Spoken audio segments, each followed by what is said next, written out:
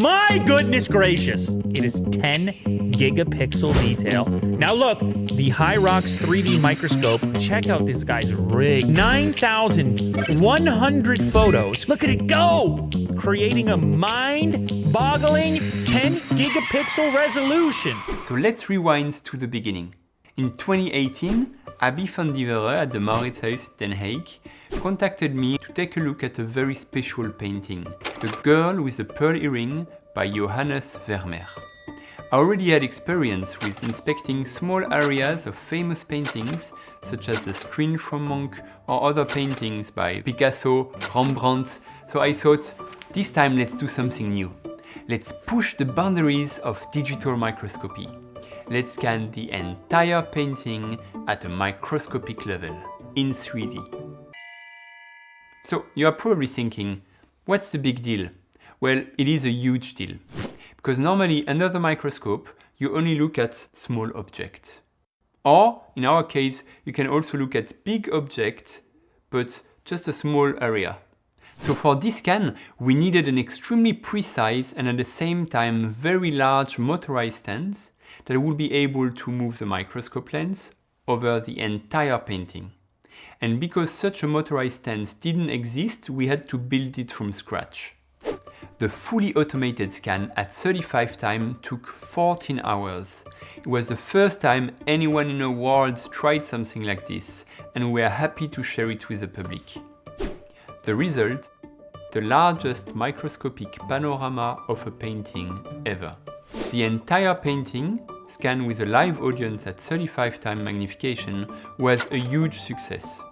Also, a magnification of 35 times is great to observe small details in 2D, but not high enough to produce accurate 3D data, as the topography of the painting is only a few micrometers deep. So this dream to scan the entire painting in 3D was still haunting me.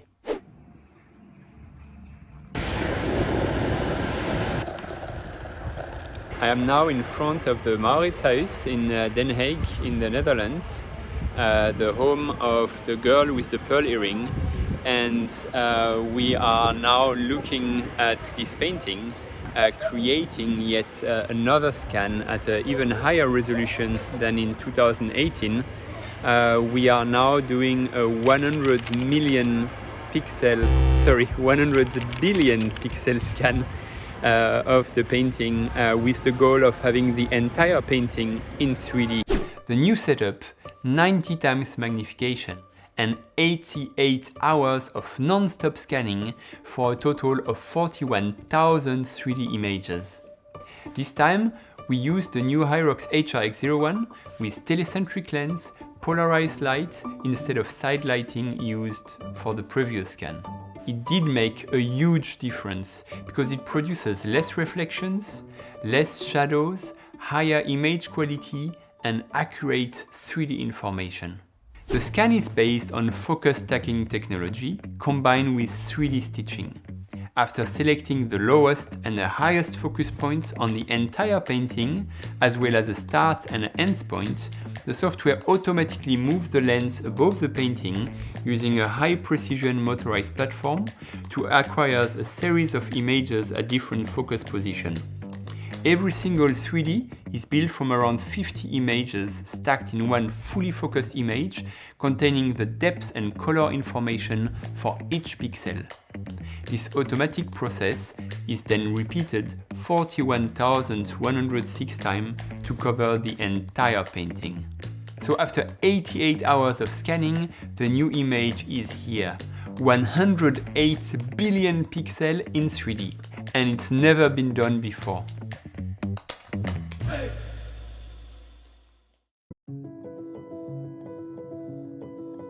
Based on this 3D scan, the museum decided to commission a huge 4 meter x 3 meter 50 3D print of The Girl with the Pearl Earring using a newly developed technology called elevated printing from Canon. Bear in mind the original painting is only 45 x 40 centimeters, so it's about 100 times bigger. It's fascinating to experience this famous, almost 360-year-old work of art in a completely new way. and we are proud to have been part of this journey. At the end, the goal of all this is not to have more and more gigapixel for the sake of it. The scan provides invaluable microscopic information to conservators and art scientists. As a paintings conservator, I'm always really interested in the materials that an artist used. So by looking at this microscopic image, we can not only see the individual pigment particles from Vermeer's paint, but also his brushstrokes and which color is layered over the next. And that gives us lots of information about how he worked and his painting process in a way that we've never ever seen it before. But more than that, we can see how the painting has changed over time and how it's come to look the way it does now. So looking at the crack pattern, for instance, not only can the Hyrox microscope visualize the crack pattern, but it can also measure the height differences. And we can use this as like a baseline for the condition of the painting now and compare it in the future, we hope, to any changes that occur. This painting is almost 360 years old. And I hope people in 360 years will be able to experience this work of art just like I had the chance to.